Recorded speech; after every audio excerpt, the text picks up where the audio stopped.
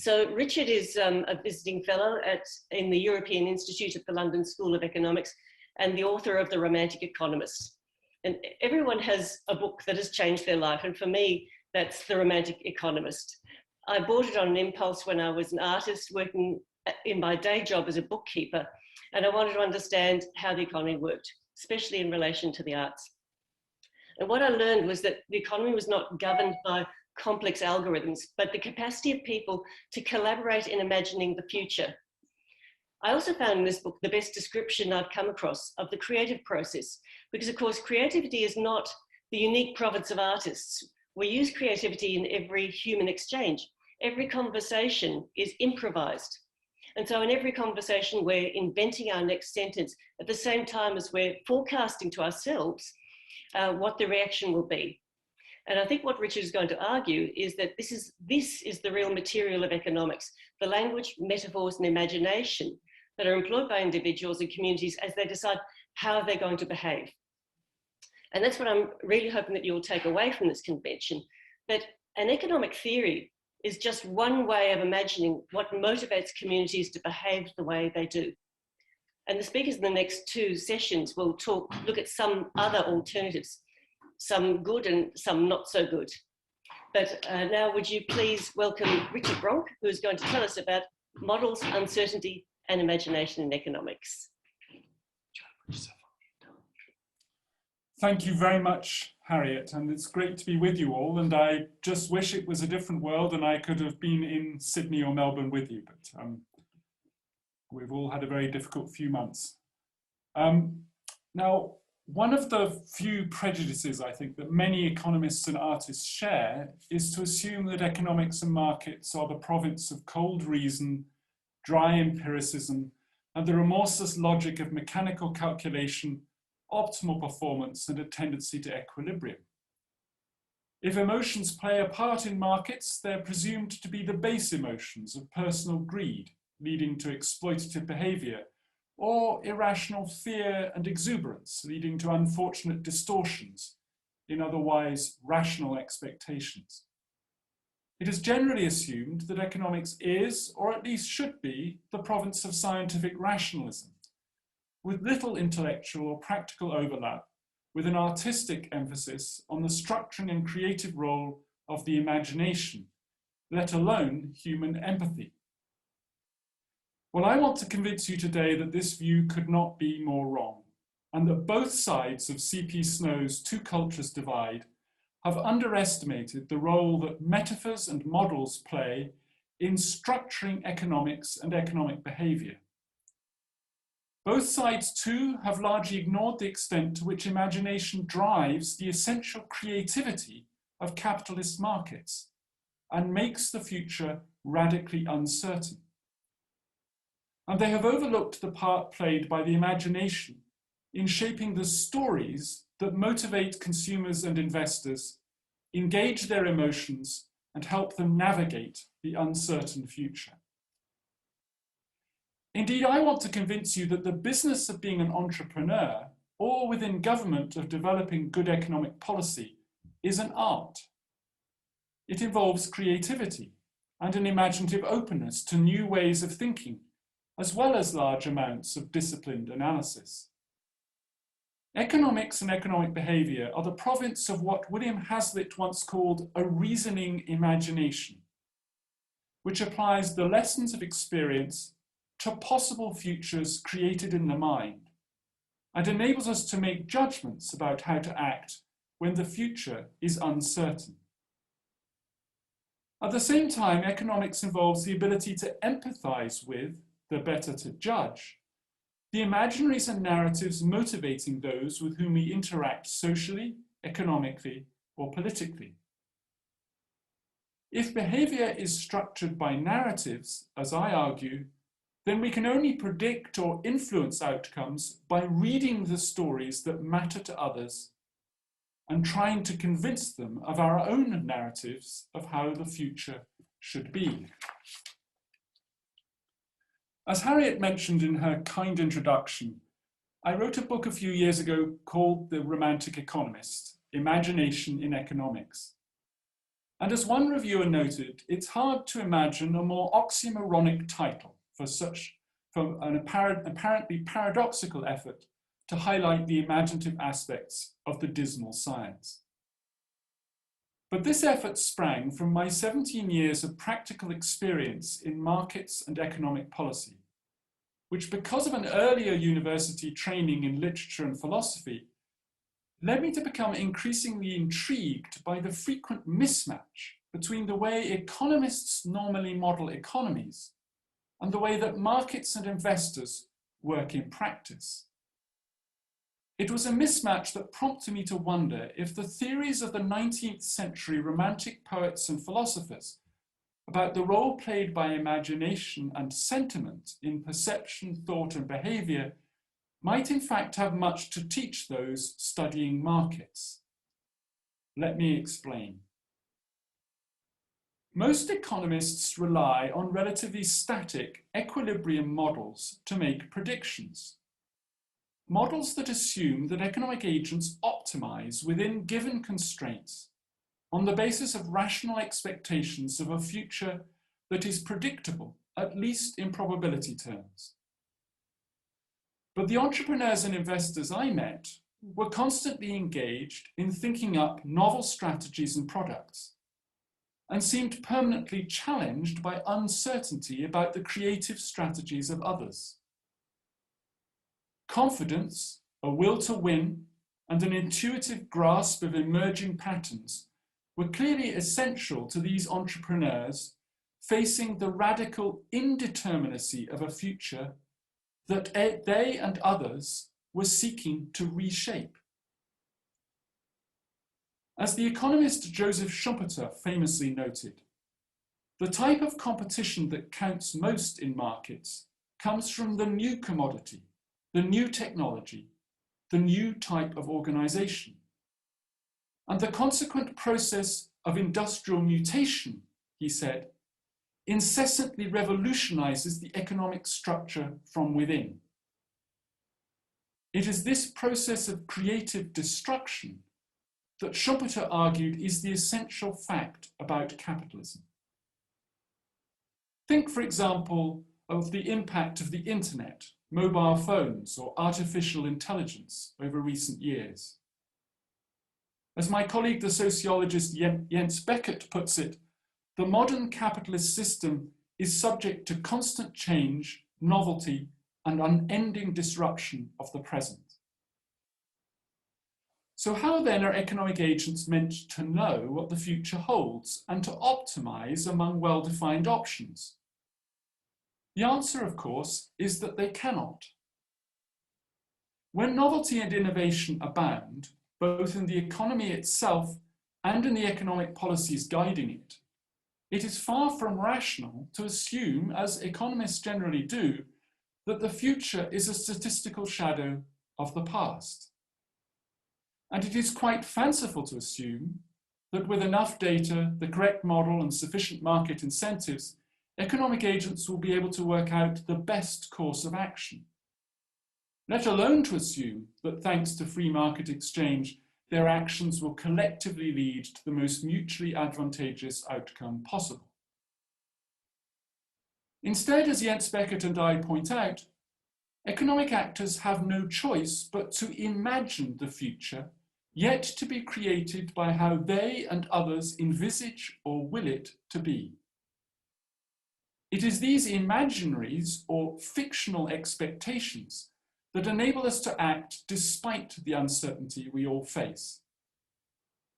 And when crystallized into shared narratives and models, it is these imaginaries that help coordinate our actions with others. And since narratives and models influence behavior and help construct the future, they inevitably become instruments of government policy and market power.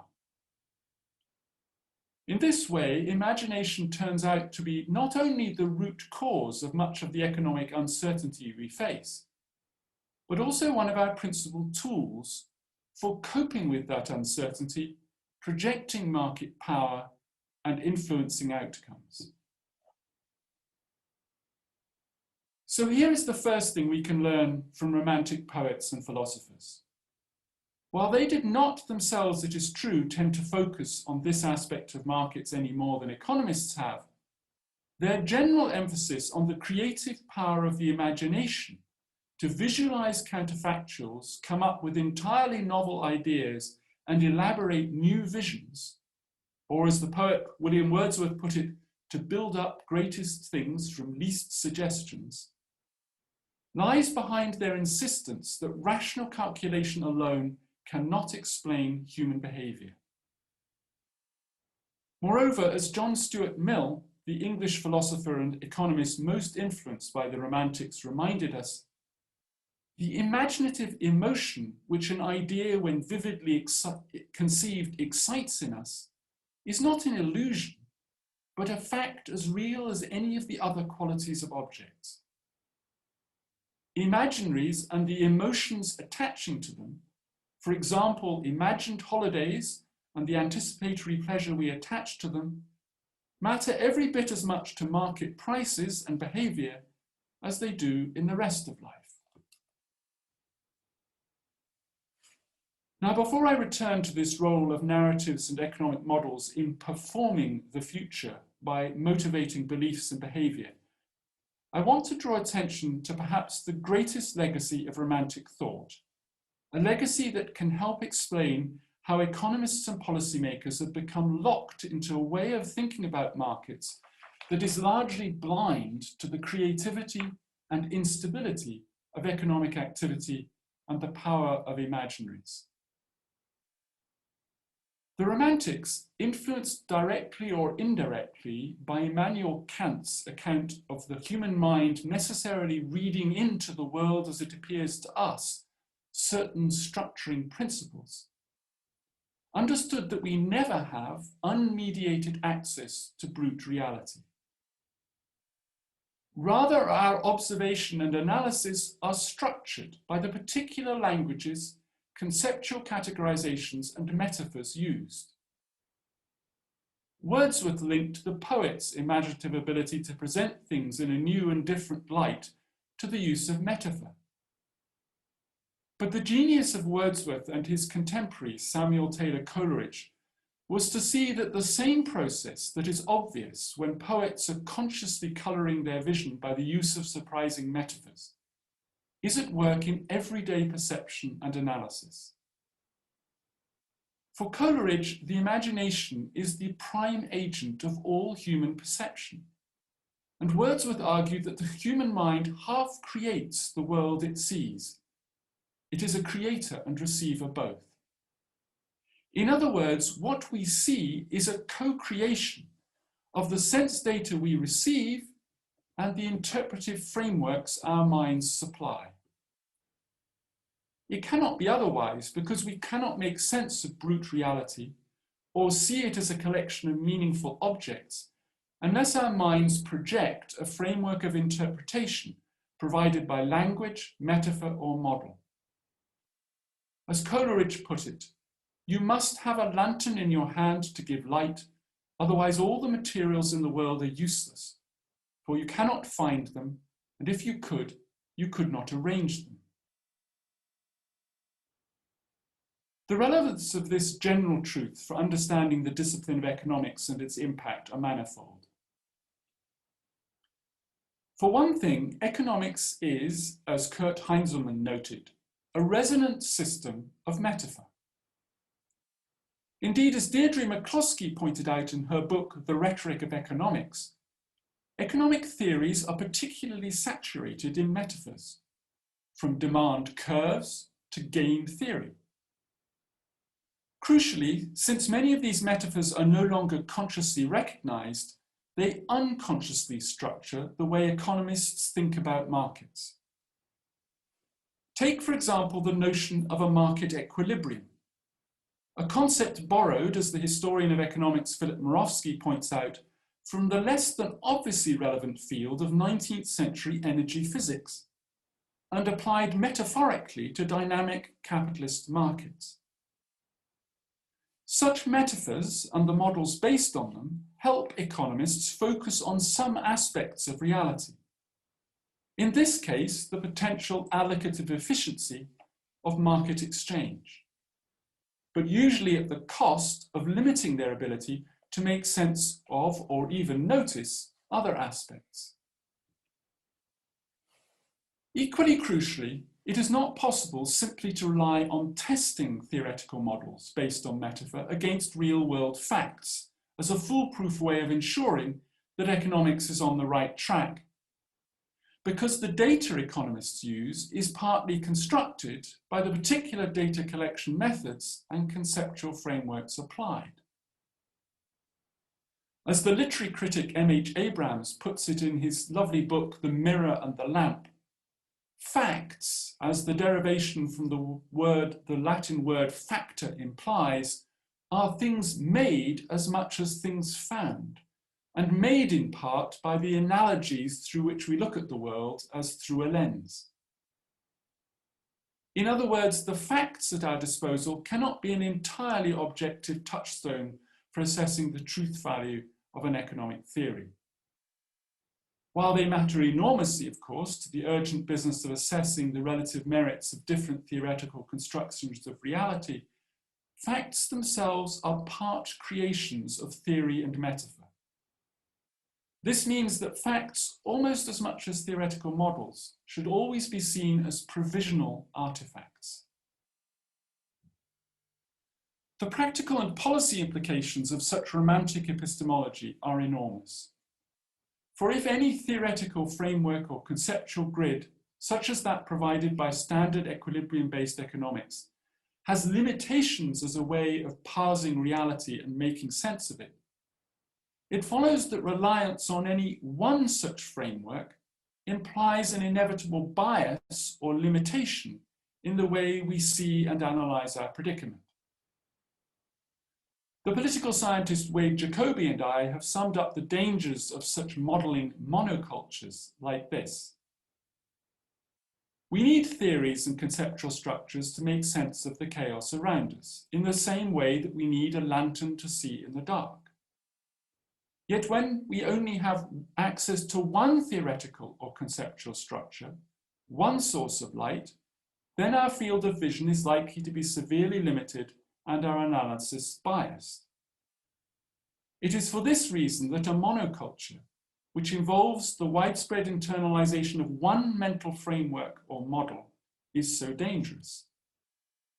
Even when a shared mental model is apparently the best available, reliance on this single model or framework implies that we will keep stumbling on aspects of reality we earlier missed, simply because these aspects lie outside the area illuminated by the framework or model we've used.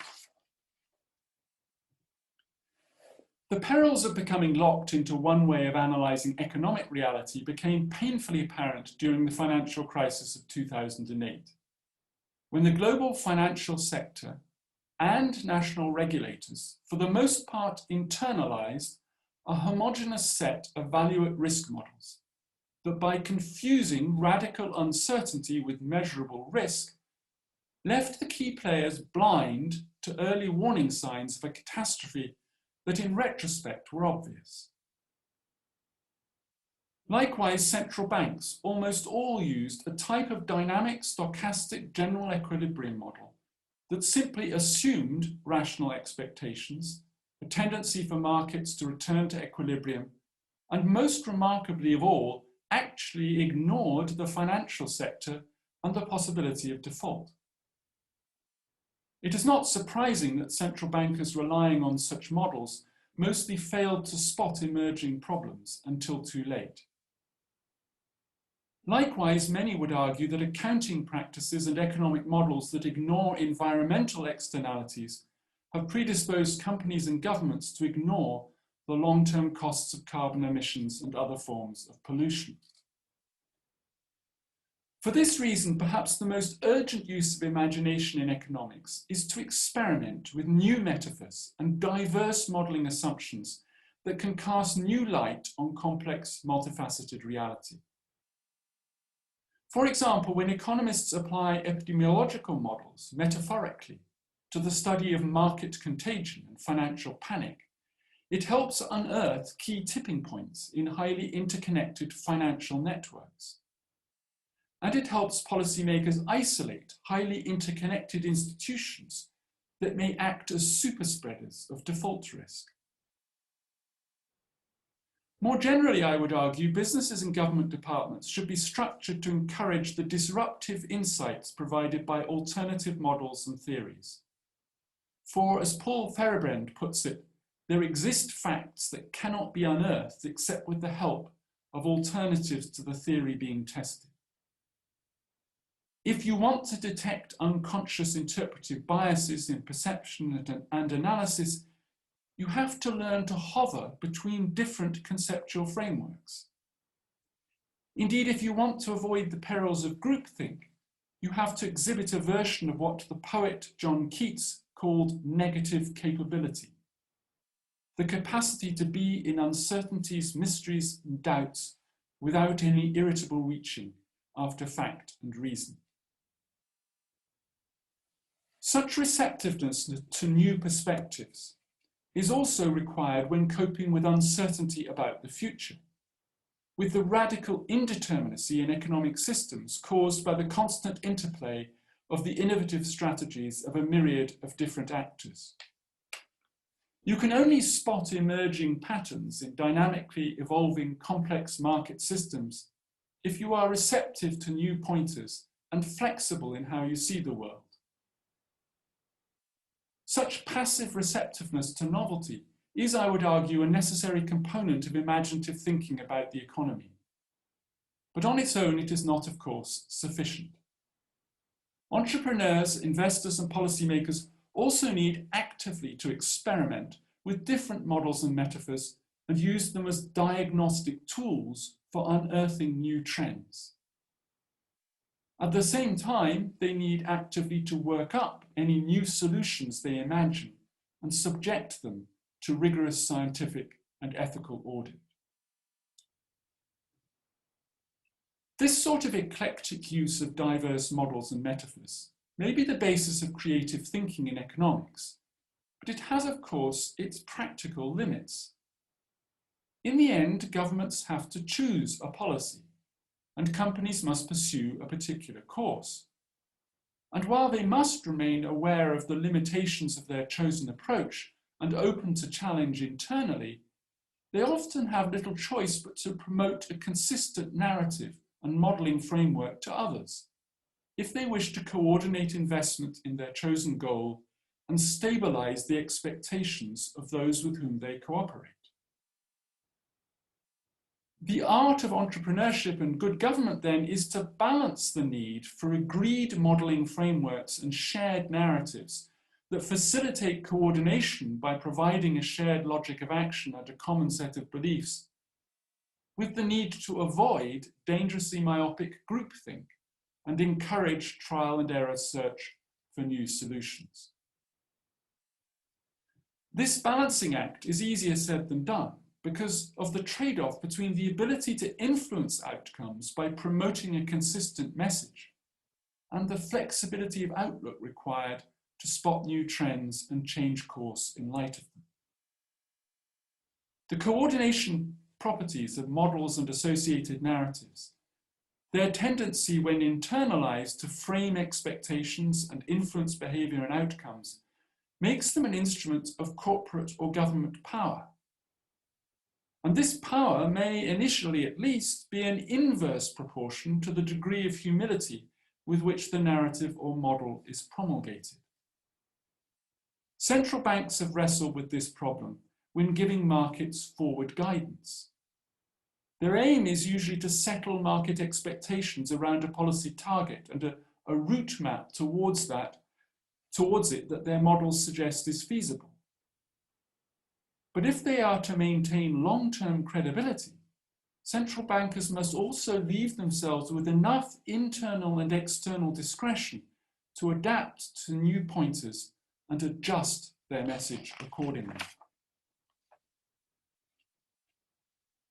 There is another aspect of the romantic conception of the imagination that is also central to economic behaviour and the skill sets of economists and policymakers. its role in fostering sympathy and empathy. The poet Percy Bysshe Shelley underlined the role of imagination in sympathy, and therefore morality, in his defense of poetry. He said, "A man to be greatly good must imagine intensely and comprehensively. He must put himself in the place of another and of many others. The pains and pleasures of his species must become his own. The great instrument of the moral good is the imagination, and poetry administers to the effect by acting upon the cause." Such sympathetic identification with the plight of others is often seen as the quintessential opposite of the narrow self-interest of economic man. But care is needed with this simplistic view for several reasons. First, it's worth noting that the founder of modern economics, Adam Smith, was equally famous in his own day as the author of the theory of moral sentiments, where he argued that susceptibility to the feelings of others and our ability to imagine ourselves in their predicament forms the basis of our moral judgments. Nothing in economics, the science of how markets behave, precludes us making judgments about how we ought to act to deliver particular non-market goals and help others. Furthermore, our preferences as market participants, and even our sense of self, are often extended laterally to include our desire to meet the needs and aspirations of those with whom we sympathize. Market preferences are very often for other regarding and social goals, as companies chasing the green pound or dollar have clearly understood. More iconoclastically still, the essayist William Hazlitt argued that the faculty of imaginative projection involved in sympathy with the feelings of others is fundamentally the same as that required to generate current interest in the future feelings of our own future selves. Indeed, in his hands, the quintessentially utilitarian conception of the pursuit of self-interest dissolves into an imaginative and creative enterprise.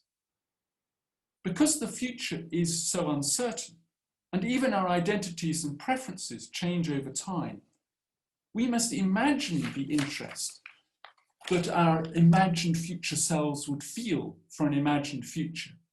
And it is this imaginary that excites in us a current emotion of interest sufficient to motivate us to act. In other words, Homo economicus, whether self-interested or altruistic, has no choice but to be a creature of the imagination, able to imagine what it would be like in a different time, place, or version of self if certain decisions are made, and then to act accordingly. The ability to place ourselves in someone else's shoes and then stand back and judge how we want to behave can, of course, be the basis of market exploitation as well as moral restraint. Indeed, any entrepreneur or marketing agent has to imagine what it is like to be the client, and then, armed with that empathetic reading, to judge how best to meet or exploit their preferences. Moreover, there is a wider sense in which empathy is the basis of good social science and good policymaking. As we have seen, market participants face a complex and multifaceted reality and an uncertain future that can always bear a number of different rational but inevitably partial and provisional interpretations. This means that if we want to understand market behavior or predict the impact of a novel policy or product offering, we have to interpret the contingent interpretations that others place on their predicament. As a social science, economics cannot then escape the need to interpret a pre-interpreted world. And policymakers too must interpret the diverse ways in which economic actors visualize the present and imagine the uncertain future.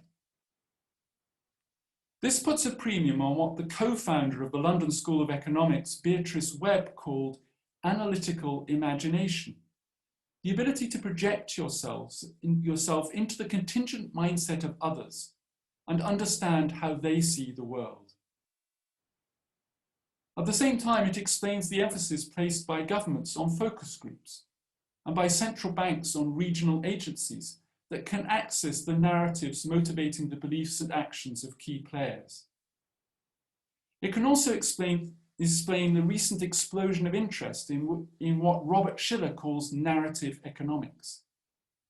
As he argues, many key inflection points in the economy reflect a sudden shift to a new dominant narrative.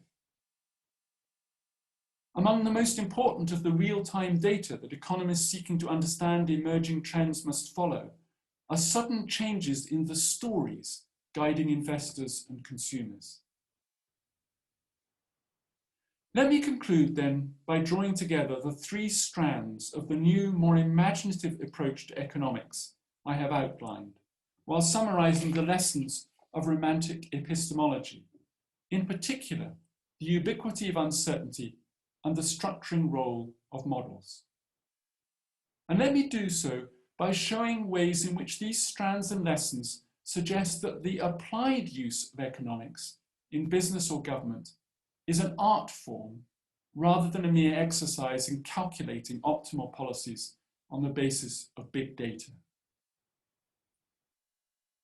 The first lesson is that the creativity of business in designing new products and novel methods, and the constant drive for policy reform on the part of governments, imply that the economic future is often radically uncertain, a long way from being the statistical shadow of the past it is assumed to be in standard risk and economic models.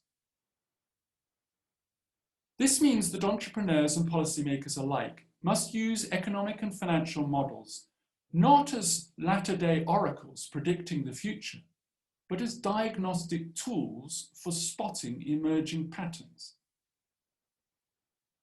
They also need to emphasize system resilience in the face of unexpected events, rather than concentrate entirely on short-term allocative efficiency. The second key lesson is that all scientific theories, models, and metaphors are selective and focus only on certain aspects of multifaceted reality. Models and theories necessarily abstract from complexity to isolate and make sense of certain systematic tendencies. Their findings are presented with the caveat that other aspects are assumed to remain equal and can therefore be safely ignored. But in the complex and uncertain world of modern capitalism, embedded as it is in plural societies and a global environment under stress, other things are rarely equal. As a result, the art of business or government requires insight into the interplay between different relevant aspects of reality captured by different scientific disciplines and models. It requires judgment about how to balance pools of knowledge with credible imaginaries about uncertain futures. And it involves a combination of humility about how little is known with constant experimentation in new metaphors and methods. Finally, as we have seen, economists, entrepreneurs, and policymakers need to learn to read the narratives, the stories, dreams, and dystopias that motivate their fellow citizens, or might in future do so. In the fiendishly complex world of modern markets, and when faced with uncertain futures, we all have no choice but to imagine the future, interpret the creative interpretations that others place on their predicament, and invent new ways of making sense of our own. Thank you for listening.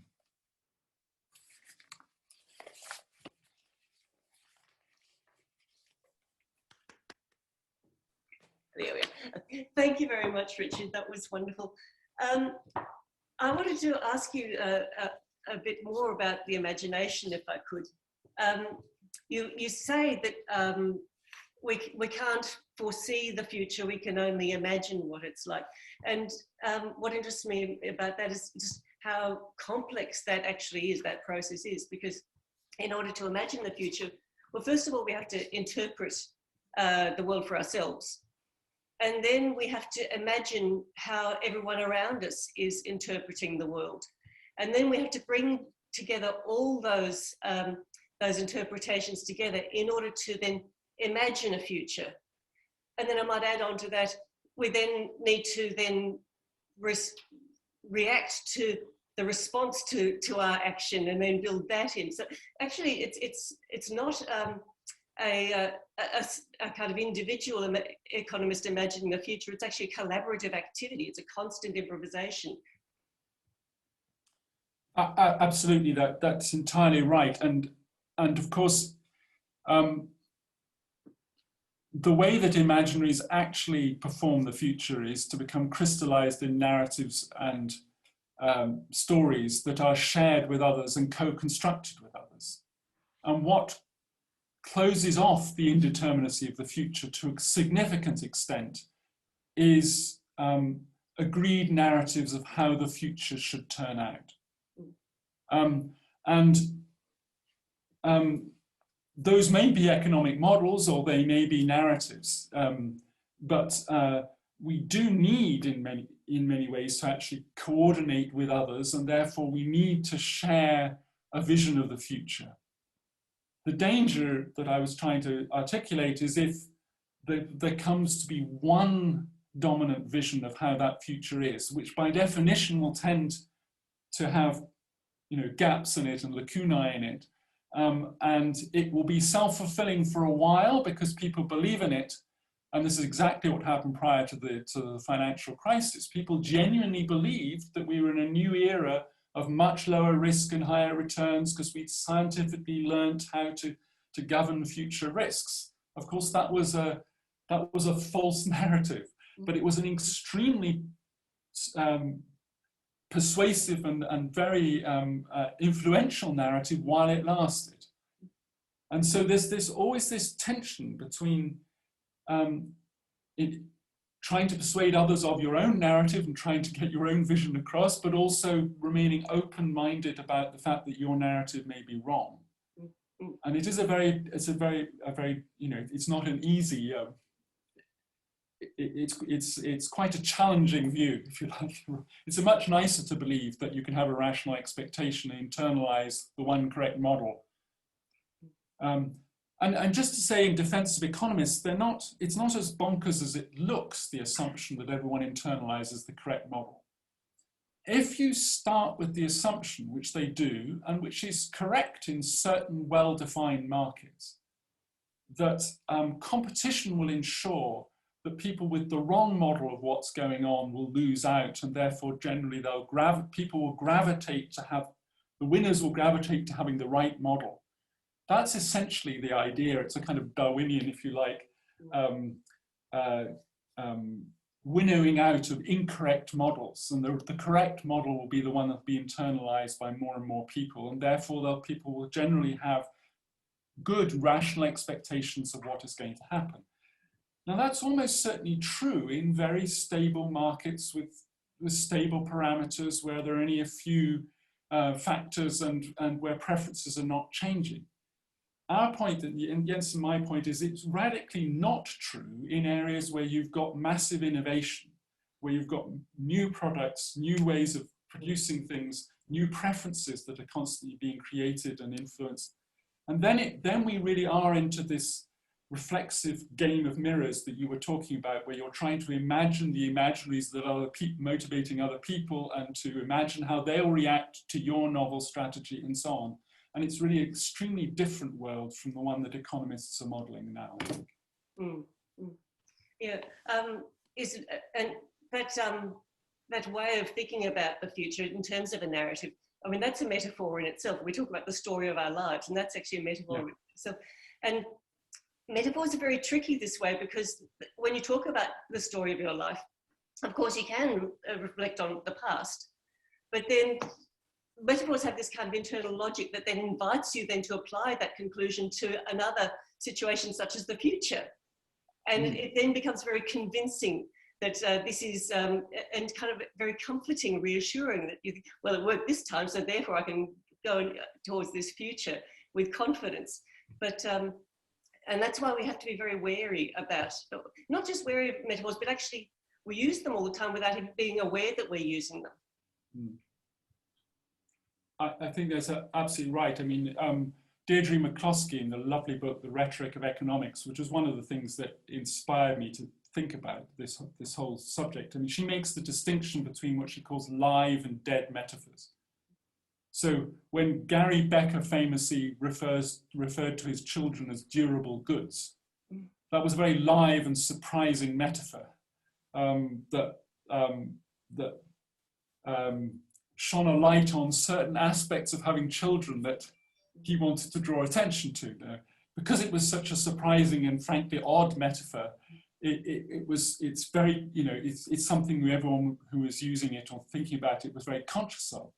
But most metaphors have actually become so submerged, we cease to notice them anymore because they're there all the time in the way we structure. And I think this is very true of a lot of the underlying metaphors in economics. I mean, economists are of course aware that they're assuming that markets tend to equilibrium, for example, but in their everyday practice, it's so ingrained in every modeling assumption they use that they stop thinking about, is this not a rather odd metaphor for something as dynamic and constantly changing and evolving as markets often are? So I think that's when when metaphors can become, as you say, dangerous, is if they become unconscious and we no longer question them, and they also are no longer challenged by other competing metaphors, if you like. So one of the things that I looked at in the Romantic Economist is what what happens if you replace the standard mechanical metaphors on which standard economics is in a sense built around with more organic, biological, for example, metaphors of complex interdependence, increasing returns, and so on. And this is something that, for example, complexity economics is doing in a much more mathematical way. And it's not that one metaphor is right and the other is wrong. This is the critical thing I want to get across. It's not that romantic metaphors are better than physics metaphors. It's that they show something different about what's going on, and they make sense of different things. So, standard economics has been brilliantly successful at understanding why it is that markets are extraordinarily efficient at allocating resources in certain conditions. I mean, the Soviet Union, for example, in 75 years, never managed to get enough loo rolls and light bulbs. It just is actually extremely difficult to allocate efficiently simple goods across markets. And the price mechanism in the free market does manage to do these extraordinary things. And it's that process that standard economics is extremely good at understanding and why. But it's not good at understanding how markets react to big changes and innovations and where there are tipping points in complex interdependent markets. So there it's much less good at understanding what's happening. Yeah, and I was thinking about this. So if we look at an alternative metaphor to the idea of the narrative, where we think about the present as being improvised and the future being improvised, and kind of related to something more like a jazz group, where they have the parameters of how they're going to play, the key that they're going to play in, and the instruments and so on. So they have a fair idea of what the future will look like, but they don't know exactly what it's going to look like. And also they actually want to produce a future that is unexpected. They don't want to produce a known outcome, because their goal is originality. Yes, perhaps I wonder if that's a better metaphor for how we should think about economic activity. I think that's a lovely point, and because it comes to it comes to the Schumpeter point that I made about where the real competition lies is in the new commodity and the new technique and the new type of organization. In a sense, the more you're a Chicago economist who believes in perfect markets, which I'm not sure I am, but the more you are, ironically, the more it's clear, and this was something Frank Knight understood in the brilliant book, Risk and Uncertainty in 1921, which understood this distinction between objective probability functions, which you can get at with risk, and radical uncertainty. His point was, if there isn't uncertainty, there would be no profits in a perfect market, because if we know exactly what the results of doing something is, everyone will compete that any profits away. And so how you make profits in markets is by improvising a new way of doing something. And you don't generally, I mean, in a few cases like Apple or whatever, they come up with some entirely radically innovative good, but in most cases they're initially, but in most cases people are improvising around a sort of a type of technology and trying to have small incremental improvements and improvisations which give them a small advantage in the market, and people like it and they buy it and so on. So I think that improvisation idea is a very nice metaphor. And I think, to come back to your narratives and stories, one of the reason I got interested in this is actually the same reason that a colleague of mine in the recent book I did on Certain Futures, David Tuckett, who's a very interesting guy who's an economist and a psychoanalyst. And he, I think, had too many clients who were investment managers. And he got very interested, particularly around the time of the financial crisis, as to how investment managers actually make decisions when they are acutely aware of the fact that they're acting in conditions of radical uncertainty. And what he noticed is something that rang extremely true to me, having been a fund manager many years before, is that all investors talk, as you'll have picked up from any newspaper, talk about the investment story. They don't generally talk about a precise prediction about what a company will do, because they know that you can't make a precise prediction about how a company will do in 3 years' time, because it depends on how a whole set of other companies behave and so on and so forth. So they have an investment story that gives them a conviction that this investment will be worthwhile for a variety of likely reasons and given certain imaginaries that are credible. So it's not just fantasy, but it is a story, and it gives a kind of logic of appropriateness. It gives you a role as an investor of how you should behave and so on. And that's, I've said enough, I think, on that, but I think narratives and stories are ubiquitous in the way economic agents behave, but until very recently, economists largely ignored them.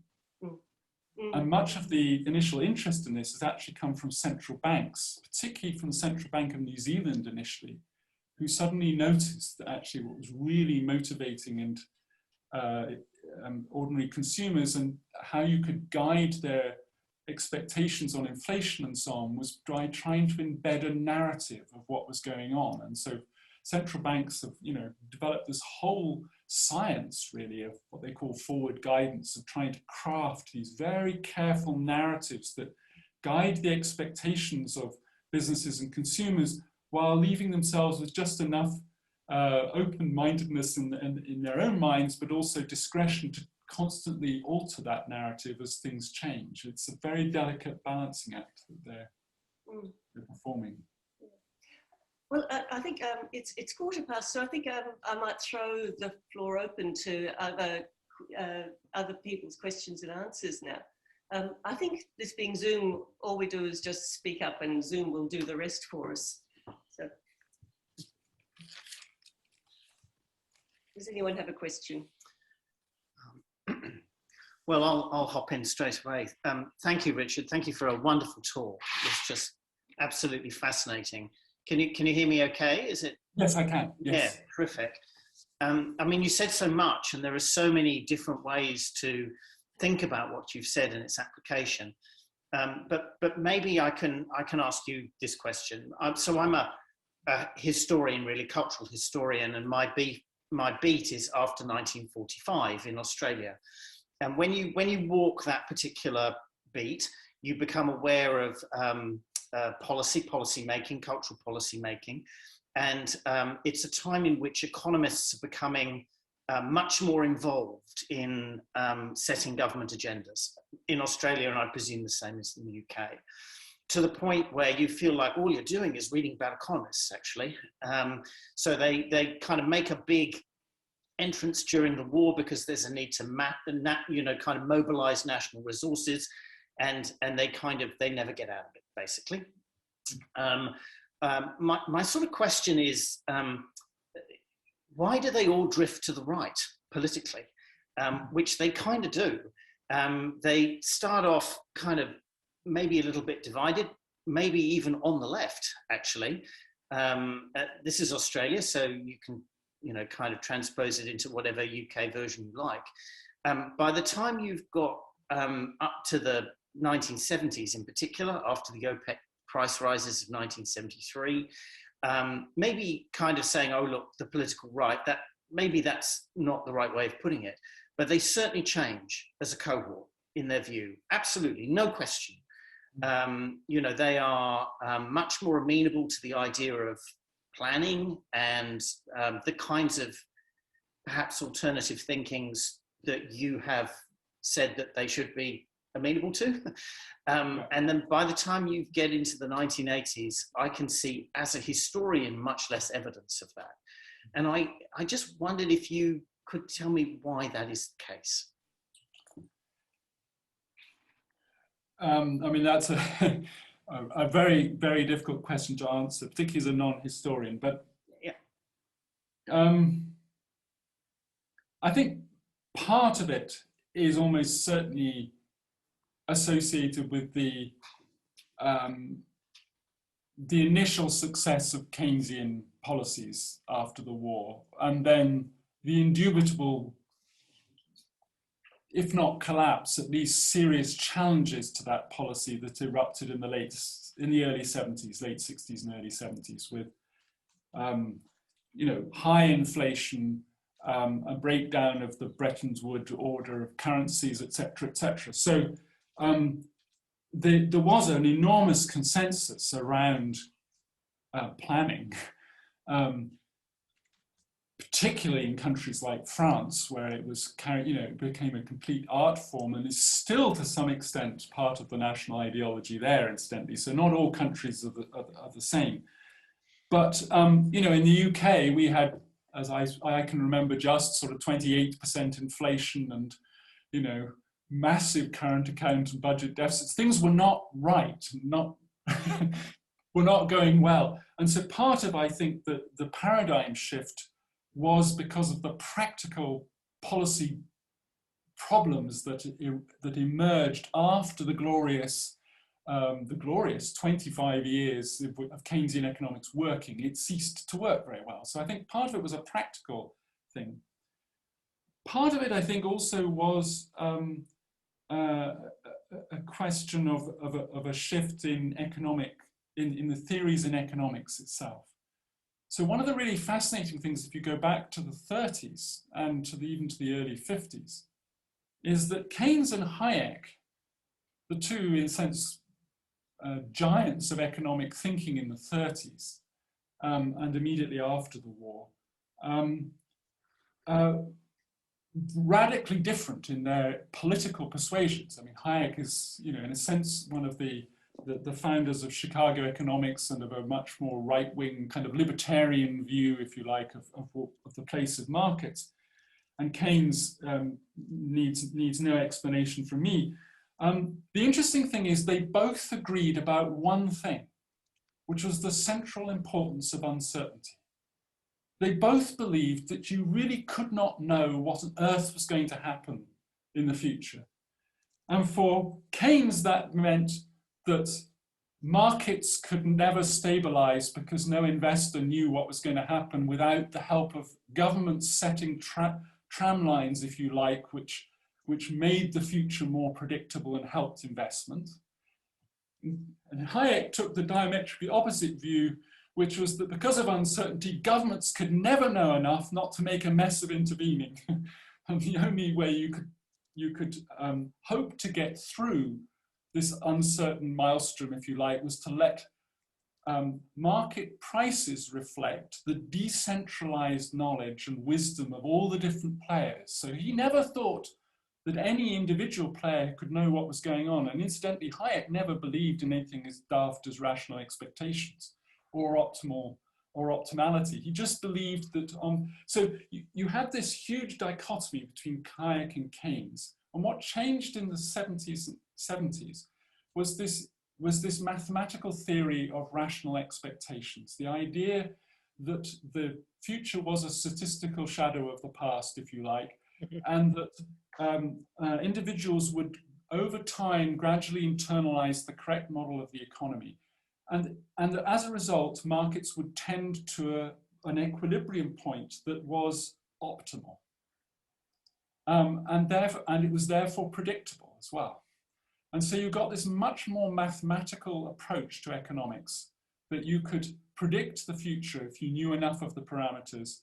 So I think it became much more confident, if you like, as a science at the same time. So it's very difficult to distinguish between what is the failures of practical policy and what is the shift in scientific thinking. And I don't know what the balance between those is, but they were both going on at the same time. Richard, have you muted me? Unmuted you, Dan. Sorry, Richard, yeah, could I just add in there, do you think, I mean, the revolutionary thing that happened in the 70s, of course, was computerization. And do you think part of that economic confidence was, and that shift towards mathematical models was simply because people could create far more complex mathematical models? I think you're definitely right in financial markets.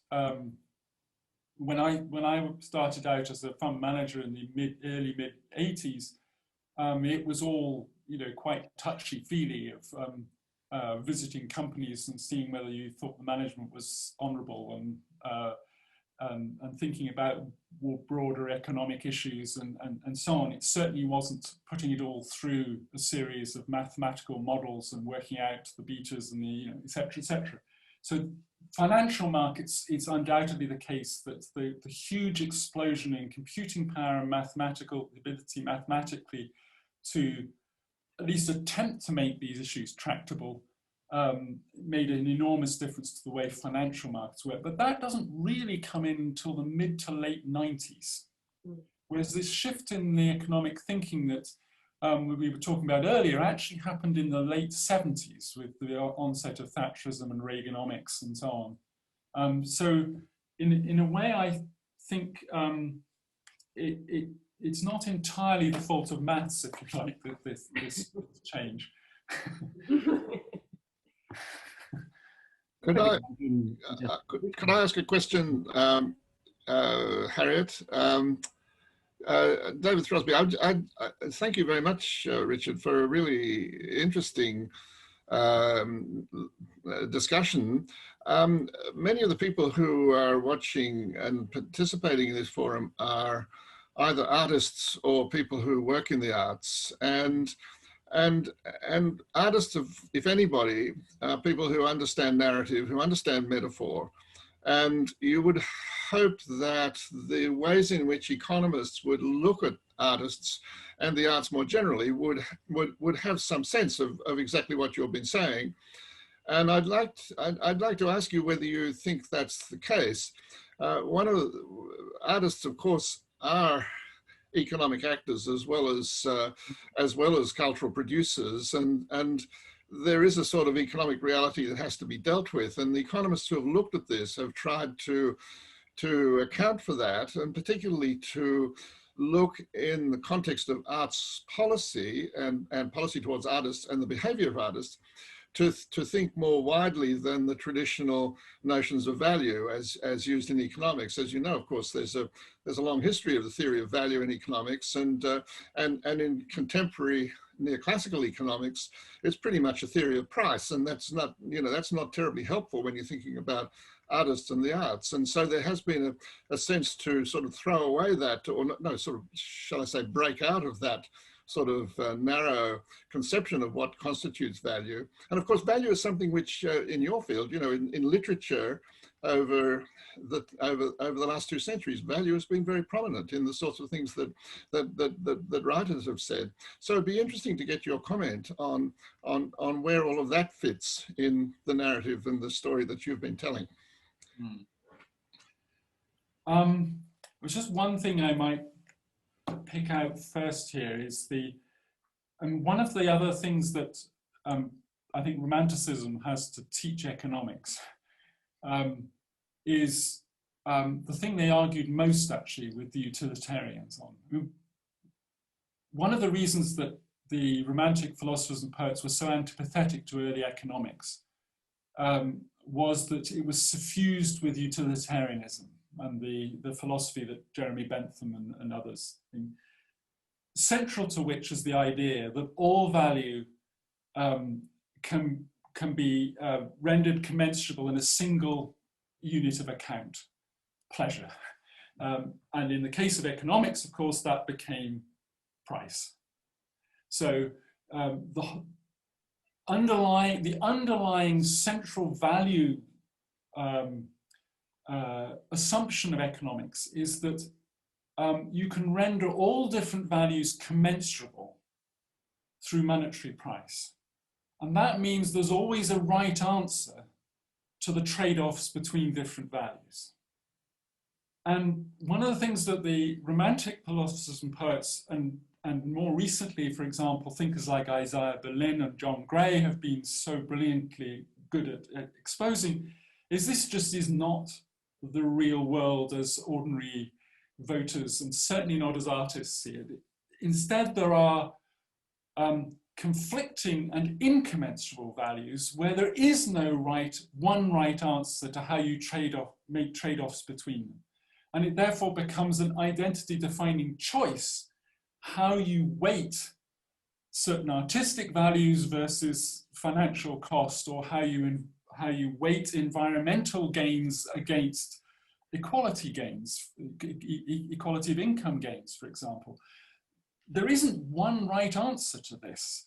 And I think one of the things that, to come back to the earlier question about economists being everywhere and far too prevalent, which a thing I rather agree with, incidentally. When I joined the Bank of England in 1983, I joined as one of 2 classicists. My wife was an art historian, joined at the same day. And there was a theologian as well, and there were 6 economists. So I'll let you into a secret. In 1983, the Bank of England was employing 2 classicists, 1 theologian, an art historian, and 6 economists. That was the balance. Well, 3 years later, it was all economists now. Maybe that's it's a little vignette of what happened throughout. Now, I think, sorry, I slightly lost the train of my thought there. Remind me your question again about the time. Really, just to say that the notion of value, which is now incorporated in the ways in which, I think is incorporated in the way in which economists, or at least some economists, are looking at the way in which economics can be helpful in studying artists and arts policy, has to do with this question of value, and to do exactly what you've been saying, that it is something which takes us outside of the narrow world of neoclassical economics and looks at value in a much broader context, and that's sort of central to policy, in the sense that there is a feeling that the whole sort of rhetoric of the creative industries and the creative economy has taken over in cultural policy, and that it's just become an arm of economic policy. And I think economists who work in this field have been fighting against that, to say that there are other dimensions to value, there are other dimensions to policy which need to be taken into account, exactly for the reasons that you've said, that there are multiplicities of values, and that these are the things which have somehow or other to be absorbed into the policy making process. I agree with that, and it's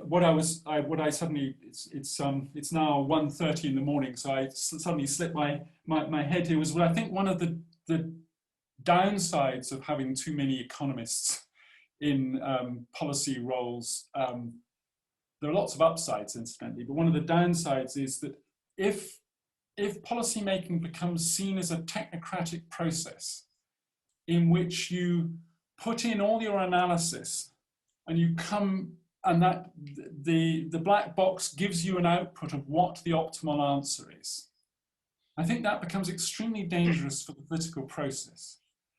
And ultimately, politics should be about deciding the weighting between different values. And the point of the value added by social scientists, including economists, and by natural scientists for that matter, is to analyze what pursuing certain goals, what the implications of pursuing certain goals are. That's their role. Their role isn't to decide the weightings between different goals. And the danger with the whole utilitarian underpinning of economics and the willingness to pay calculations in cost-benefit analysis, which assign a single price to things on what people are willing to pay for it. So the value of theatre becomes what people will pay for theatre tickets. The value of clean air is what people will be willing to pay to live in a cleaner area rather than less clean. That's the only value. There isn't that doesn't allow any democratic role in deciding how do we balance as a society these different values. And I think it's something that is part of the reason that there's been this turn against expertise in some senses in a lot of democratic societies, as people intuitively feel these are not technocratic questions entirely. Does that partly answer your question, David? If I could ask a question, my day job is actually spent sort of dealing with questions of cultural policy on a small scale at the City of Sydney. But just to the question of value, and I take your point about the value of theatre is what people pay for it. But I think the reason why I think you need to go beyond that to the people only pay for something because they see some sort of utility in it. And that's quite obvious if you're buying a spoon or an iPad or a car. But the reason why people might pay to go to the theatre is because of the experience or joy or pleasure that they might get out of it. And if a work of art or a piece of entertainment doesn't have that, then ultimately it has no value. I mean, if I'm seeing Jonathan Biggins on the screen, people will pay to see him do his Paul Keating show because they expect to be entertained, to gain some revelation or insight into Paul Keating, which is the very intrinsic nature of what he is doing, which goes beyond just simply considerations of utility and price. Yes, I mean, sorry, I meant to criticise the idea that you could. Sorry, I'll just break in. Could I just break in briefly, just because I'm so aware of how late it is for you? So I'll just say that we'll make this the last question. Okay. Unless you want to carry on, of course. Oh, well, I'm happy to carry on for a little bit longer. But I'm sure you probably need morning coffee, though. I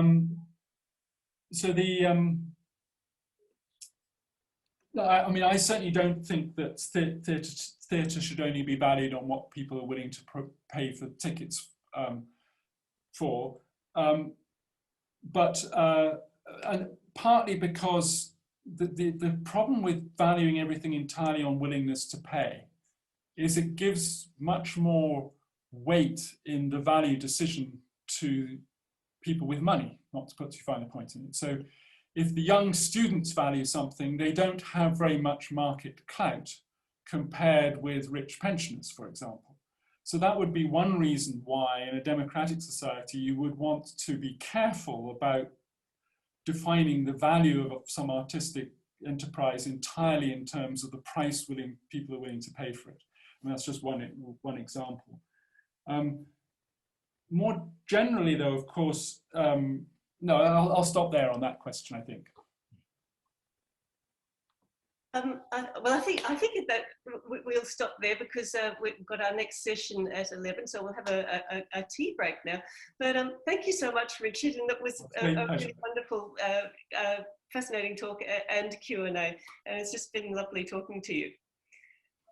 Well, thank you very much, everyone, and I'm sorry if I wound down a bit as the minutes ticked there.